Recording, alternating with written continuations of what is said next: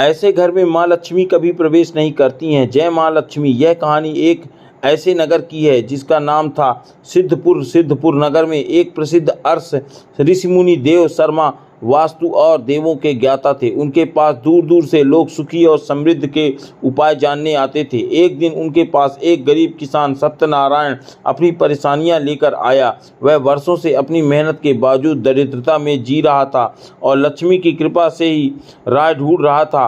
ऋषि देव शर्मा ने उनकी कहानी सुनी और अपनी दृष्टि से उनके घर का आभास लिया। उन्होंने पाया कि सत्यनारायण का घर अनेक वास्तु दोषों से घिरा हुआ था। उन्होंने उसे समझाया कि हे सत्य माँ लक्ष्मी स्वच्छ और पवित्र स्थानों में वास करती हैं। ऐसे घर जहाँ कलह, अपवित्र और नकारात्मक ऊर्जा होती है वहाँ उनका प्रवेश कभी नहीं होता। गीता से शिक्षा देव शर्मा ने श्रीमद् भगवत गीता के 16वें अध्याय का उदाहरण देते हुए कहा, देवी और आसुरी प्रक्रिया के बीच अंतर समझना अति आवश्यक है। दैवीय गुणों वालों घरों में प्रेम, शांति और सत्य का निवास होता है, जबकि आसुरी गुणों से भरे घर में अहंकार, झूठा और हिंसा का वास होता है। माँ लक्ष्मी ऐसी आसुरी गुणों से भरे स्थानों से सदैव दूर रहती हैं, क्योंकि नहीं आती। माँ लक्ष्मी नंबर 1 स्वच्छता और अपवित्र। यदि घर में स्वच्छता न हो, जैसे गंदे कपड़े, जूठन और पड़ा रहना या कूड़े का ढेर, तो माँ लक्ष्मी वहाँ कभी प्रवेश नहीं करती हैं। रामायण में रानी कैकेयी का उदाहरण बताते हुए ऋषि ने कहा, कैकेयी ने जब अपनी कोठरी में अपवित्र और लोभ का वास कर लिया था तो राम राज्य से सुख और समृद्धि उसके हृदय से दूर हो गई थी। नंबर 2 अत्यधिक कलह और तनाव। महाभारत का दृष्टांत देते हुए ऋषि मुनि ने कहा, कौरवों के महल में द्वेष, ईर्षा और कलह का वातावरण था। इसी कारण माँ लक्ष्मी ने कभी वहाँ स्थायी वास नहीं किया। पांडवों के वनवास के दौरान भी उनके बीच के प्रेम और भक्ति के कारण माँ लक्ष्मी का आशीर्वाद उनके पास बना रहा। क्या करें सुख समृद्धि के लिए? ऋषिदेव शर्मा ने सत्यनारायण को बताया, यदि तुम अपने घर में माँ लक्ष्मी का स्थायी वास चाहते हो तो यह कार्य अवश्य करो। एक नित्य संध्या आरती, प्रतिदिन संध्या के समय घी का दीपक जलाकर आरती करो। यह केवल वास्तु दोष ही नहीं कटता बल्कि सकारात्मक ऊर्जा भी लाता है। 2 पवित्र जल का छिड़काव करो। वेदों में वर्णित है कि गंगा जल या तुलसी के पत्तों का जल घर के मुख्य दरवाजे और कमरों में छिड़काव करना चाहिए। इससे घर की नकारात्मक दूर होती है। 3 अन्न का सम्मान, अन्न का अनादर ना करें। माता अन्नपूर्णिमा का आशीर्वाद तभी मिलता है जब अन्न का आदर हो। यह बात पुराणों में भी उल्लेख की गई है। जो घर अन्न का सम्मान करता है वहाँ माँ लक्ष्मी का वास सदा हमेशा बना रहता है। माँ लक्ष्मी का आगमन और अदृश्य बाधाएं। सत्यनारायण ने ऋषिदेव शर्मा की सलाह मानी और अपने घर में आवश्यक सुधार करना शुरू कर दिया। उसके अपने घर को स्वच्छ और पवित्र बनाया, प्रतिदिन संध्या आरती करने लगा और हर दिन गंगा जल का छिड़काव किया। कुछ समय बाद सत्यनारायण ने महसूस किया कि घर में कुछ सकारात्मक बदलाव आए हैं, परंतु अब भी माँ लक्ष्मी का स्थान वास नहीं हुआ। इस बात को लेकर वह एक बार फिर से ऋषि मुनि देव शर्मा के पास पहुंचा। ऋषि ने गहन ध्यान लगाकर सत्यनारायण के घर में वातावरण का अवलोकन किया। उन्हें लगा कि यह सतह पर जो दिख रहा है उसकी तुलना में भीतर छिपी बाधाएं अधिक गंभीर थीं। रामायण से प्रेरित ऋषि ने सत्यनारायण से कहा, रामायण में सीता माता का हरण एक उदाहरण है कि जहाँ लोग और छल होता है वहाँ देवी का सानिध्य नहीं रहता है। रावण के महल में समृद्ध होते हुए भी शांति नहीं थी, क्योंकि उसके कृत्य अधर्म से प्रेरित थे। गुप्त वास्तु दोष, एक अनावश्यक वस्तुएं और अर्थव्यवस्था। ऋषि ने बताया, घर में यदि टूटी फूटी चीज़ें, अनावश्यक वस्तुएं और फालतू सामान पड़े हों तो उसे यह ऊर्जा के प्रवाह को बाधित करता है। यह अर्थव्यवस्था माँ लक्ष्मी को दूर करती है। महाभारत में भीष्म पितामह ने दुर्योधन से कहा था कि लोभ और संचित वस्तुएं केवल अशांति लाती हैं और सुख समृद्धि को नष्ट करती हैं। 2 उत्तर पूर्ण कोण का महत्व। ऋषि के सत्यनारायण को समझाया कि घर का उत्तर पूर्वी भाग अति महत्वपूर्ण होता है। यदि इस कोण में कोई भारी सामान रखा हो या बंद हो तो माँ लक्ष्मी के आगमन में बाधा डालता है। उन्होंने वेदों का उदाहरण देते हुए कहा कि उत्तर पूर्व दिशा ज्ञान, ईश्वर और आध्यात्मिक ऊर्जा का स्रोत है। काल्पनिक दृष्टांत। ऋषि मुनि और उनके शिष्य ऋषिदेव शर्मा ने एक कहानी सुनाई। पुराने समय में ऋषि विश्वामित्र के एक शिष्य आरव के पास एक सुंदर कुटी थी। वह दिन रात मंत्र जाप करता था, परंतु उसके घर में समृद्धि का वास नहीं था। एक दिन ऋषि विश्वामित्र ने उसे बताया कि उसकी कुटी के उत्तर पूर्व कोण में एक पुरानी मटकी रखी हुई है जो ऊर्जा को अवरुद्ध कर रही है। जब आरव ने उसे हटाया और उस स्थान को पवित्र किया तो माँ लक्ष्मी का आगमन हुआ और उसकी कुटी में सुख शांति छा गई। क्या करें, इस बाधाओं को दूर करने के लिए एक उत्तर पूर्व दिशा को पवित्र रखना। सत्यनारायण को सलाह दी गई कि वह इस दिशा को साफ सुथरा रखे और यहाँ पर हल्का और पवित्र स्थान बनाए। इस जगह पर पूजा का स्थान सर्वोत्तम माना जाता है। 2 पुराण और टूटी चीज़ों का निवारण। ऋषि के कहा, पुरानी और टूटी वस्तुएं घर की ऊर्जा को नष्ट करती हैं, इसे तुरंत हटा देना चाहिए। 3 सकारात्मक प्रवाह। घर में हर कोने को हल्की रोशनी से प्रभावित करना चाहिए, खासकर संध्या के समय। घर के अंधेरे कोनों में दीपक जलाने के से सकारात्मक ऊर्जा का प्रभाव बढ़ता है। सत्यनारायण ने ऋषि की यह बातें ध्यान से सुनी और अपने घर को इन गुप्त वास्तु दोषों से मुक्त कराने का प्रण लिया। उसने अपने घर के से टूटी वस्तुएं हटा दी, उत्तर पूर्व दिशा को साफ किया और एक छोटा सा पूजा स्थल वहां स्थापित किया। इस प्रक्रिया के बाद सत्यनारायण ने महसूस किया कि उसका घर पहले से अधिक शांतिपूर्ण और सुखमय लगने लगा था। माँ लक्ष्मी की परीक्षा और सतत प्रयास की महत्व। सत्यनारायण ऋषि देव शर्मा की सलाह का पालन किया और अपने घर को वास्तु दोषों से मुक्त करने की प्रक्रिया में लगा रहा।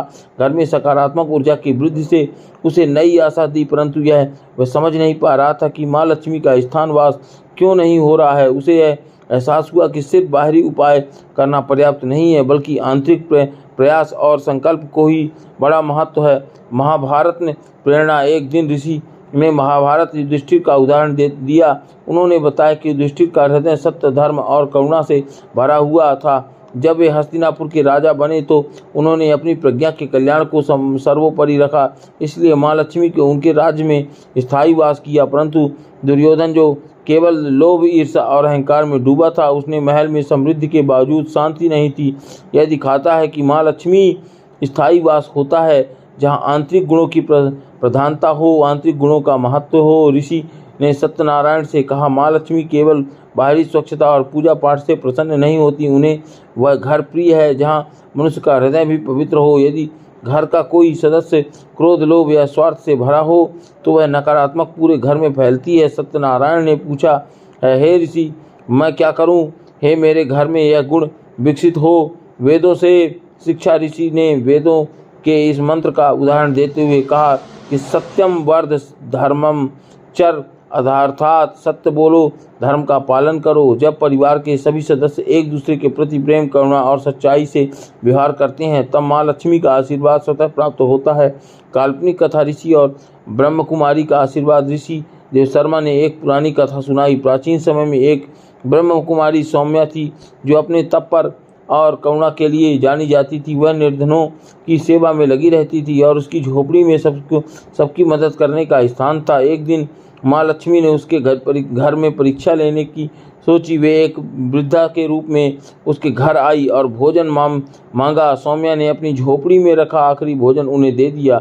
इस त्याग और सेवा भावना को देखकर माँ लक्ष्मी ने प्रकट होकर कहा, जहाँ सेवा, करुणा और त्याग होता है वहाँ मैं सदा वास करती हूँ। सौम्या की झोपड़ी भले ही साधारण थी, परंतु माँ लक्ष्मी के आशीर्वाद से वह सुख समृद्धि का वास हुआ। सत्यनारायण की यात्रा का विस्तार। सत्यनारायण ने इस कहानी से प्रेरित होकर अपने परिवार में एक नई सोच की नींव रखी।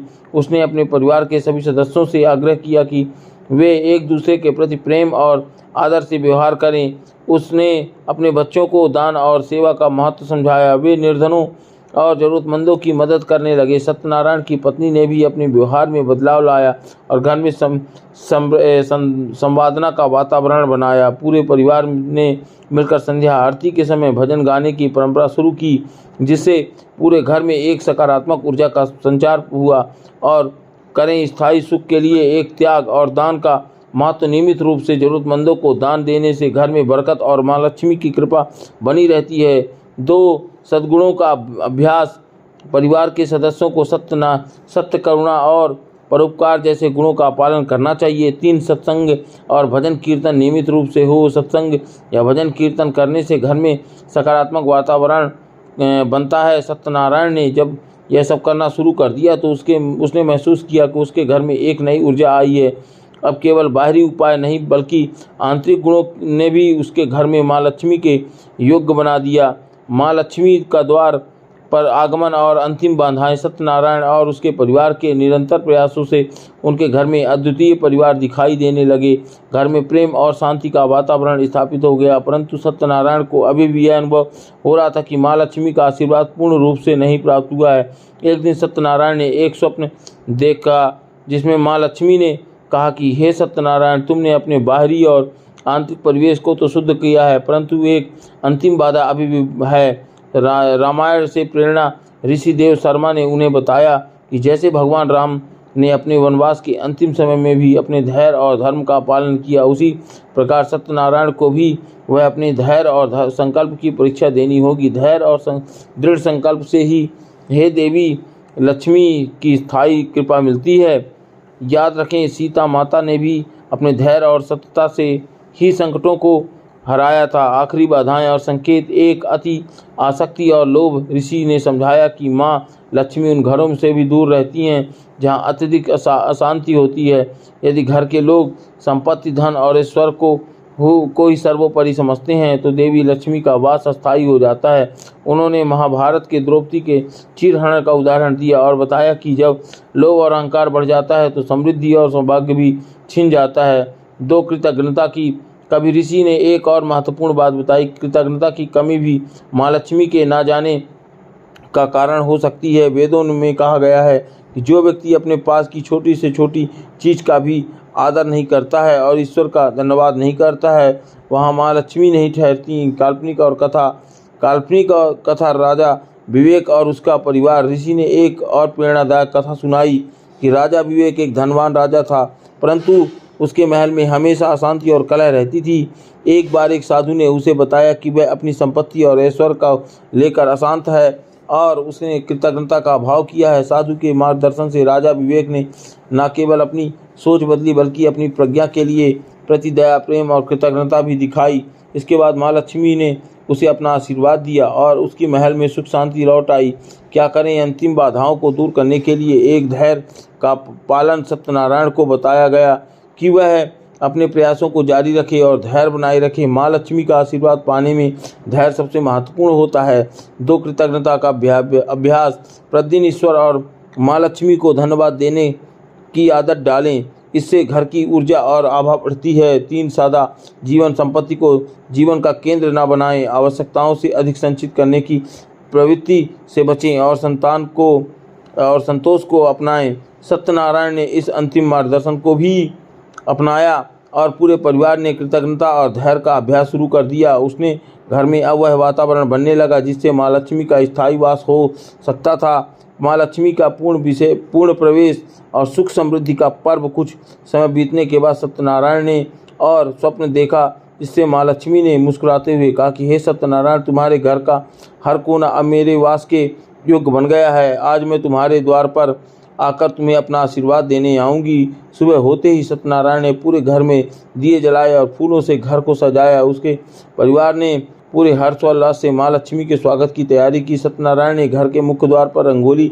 बनाई और चावल की थाली में दीपक रखकर माँ लक्ष्मी का आह्वान किया। वेदों की गूंज पूरे घर में वेदों के मंत्र गूंजने लगे और ओम महालक्ष्मी चा विद्महे विष्णु पत्नी चा धीमहि तन्नो लक्ष्मी प्रचोदयात्, इस मंत्रों का उच्चारण से पूरे वातावरण में एक दिव्यता फैल गई। असली समृद्धि। सत्यनारायण ने महसूस किया कि वह माँ लक्ष्मी का वास केवल धन वैभव से नहीं बल्कि प्रेम, सौहार्द और शांति से होता है। उसके घर में न केवल धन की वृद्धि हुई बल्कि पूरे परिवार में हर्ष, स्वास्थ्य और संतोष का साम्राज्य बन गया। सुख समृद्धि के लिए अंतिम सूत्र। एक, नियमित पूजा और आराधना। माँ लक्ष्मी की कृपा बनाए रखने के लिए नियमित रूप से पूजा और संध्याकालीन आरती करें। 2, दान और परोपकारी। अपनी संपत्ति का कुछ हिस्सा निर्धनों और जरूरतमंदों को बांटें, इससे माँ लक्ष्मी प्रसन्न होती हैं। 3, समय समय पर घर का शुद्धिकरण। विशेष अवसरों पर घर की साफ सफाई और शुद्धिकरण करना चाहिए। सत्यनारायण के घर का हर सदस्य अब एक दूसरे के प्रति प्रेम और आदर से पेश आता है। माँ लक्ष्मी का स्थायी वास उनके घरों में हो गया। उनका परिवार सुख, समृद्धि और बरकत के साथ आनंदमय जीवन जीने लगा। तो दोस्तों, आज की वीडियो यहीं समाप्त होती है। यह अंत तक जुड़े रहने के लिए आप सभी का दिल से धन्यवाद। यदि आपको यह जानकारी उपयोग लगी हो तो इसे अपने दोस्तों और परिवार के साथ जरूर शेयर करना, ताकि वे इसका लाभ उठा सकें। और वीडियो को लाइक करें और चैनल को सब्सक्राइब करें और कमेंट में सेक्शन में जय माँ लक्ष्मी जरूर लिखें। और अगर मुझसे कोई बोलने में त्रुटि हो गई हो तो उससे मैं क्षमा प्रार्थी हूँ। और आपको तहे दिल से धन्यवाद। और उपस्थित दर्ज करें। आप सभी के ऊपर माँ लक्ष्मी की कृपा सदा बनी रहे। जय माँ लक्ष्मी, जय माँ लक्ष्मी।